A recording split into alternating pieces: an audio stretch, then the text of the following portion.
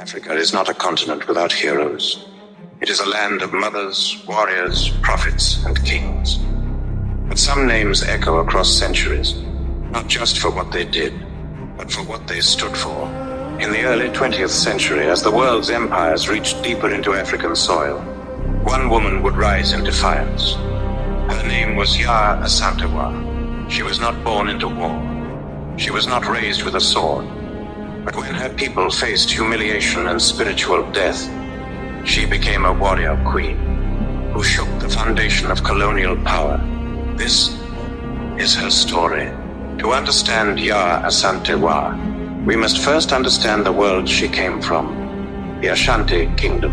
Located in present-day Ghana, the Ashanti rose in the 17th century and quickly became one of West Africa's most powerful and sophisticated states. They were gold-rich, well-organized, and culturally vibrant. Their empire had complex political systems, professional armies, and spiritual traditions rooted in ancestry and divine kingship. Central to Ashanti identity was the Golden Stool, not just a throne, but the soul of the Ashanti people, believed to house the spirit of the nation. No one, not even the king, sat on it. Yaa Asantewaa was born around 1840 in the village of Besese in the Ejisu district. She came from royal lineage and lived through an era of change, conflict, and rising colonial pressure. She was known as wise, assertive, and deeply protective of Ashanti culture. When her brother, Nana Akwasi Afrane of Pese, became chief of Ejisu, she became his close advisor and later the Queen Mother. In Ashanti society, Queen Mothers held immense political and spiritual influence.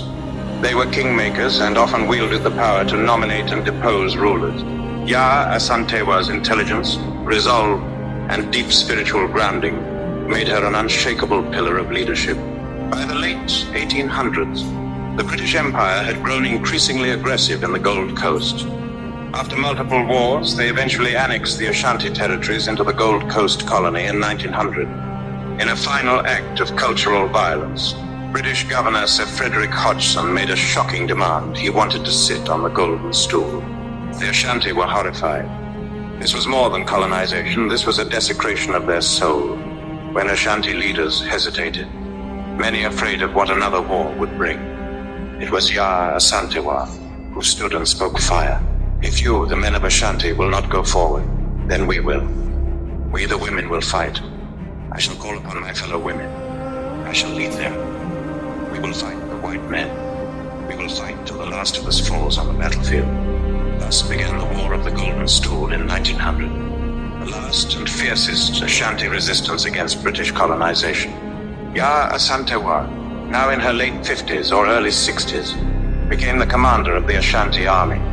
She rallied men and women alike, setting a powerful precedent in African history. Under her leadership, Ashanti forces laid siege to the British fort in Kumasi. They cut off supplies, disrupted communication lines, and held their ground with stunning resilience. Yaa Asantewaa was not only a leader in title, she directed strategies, boosted morale, and reminded her people of the sacred duty to protect the Golden Stool. Though the British eventually broke the siege with reinforcements, it took months and they had suffered great losses.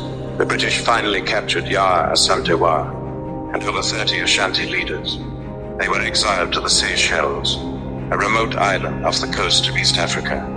Yaa Asantewaa lived the rest of her life there, far from the land she fought to defend. She died in exile in 1921, her ashes never returning to Ashanti soil during her lifetime.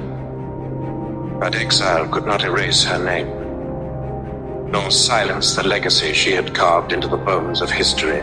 The War of the Golden Stool may have ended in British victory, but it lit the flame of resistance across generations. In 1957, Ghana, formerly the Gold Coast, became the first sub-Saharan African country to gain independence from colonial rule. Kwame Nkrumah, Ghana's founding president, would later praise Yaa Asantewaa as a symbol of Africa's proud and defiant spirit. Her courage inspired Pan-African thinkers, freedom fighters, and feminist movements throughout the continent. Today, Yaa Asantewaa is immortalized in history books, poems, music, and monuments.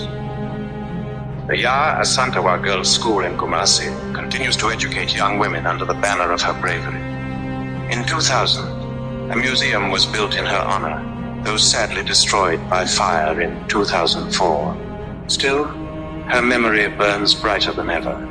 In a world that continues to wrestle with colonial legacies and gender injustice, Yaa Asantewaa stands as a beacon of what it means to resist, to protect, and to lead.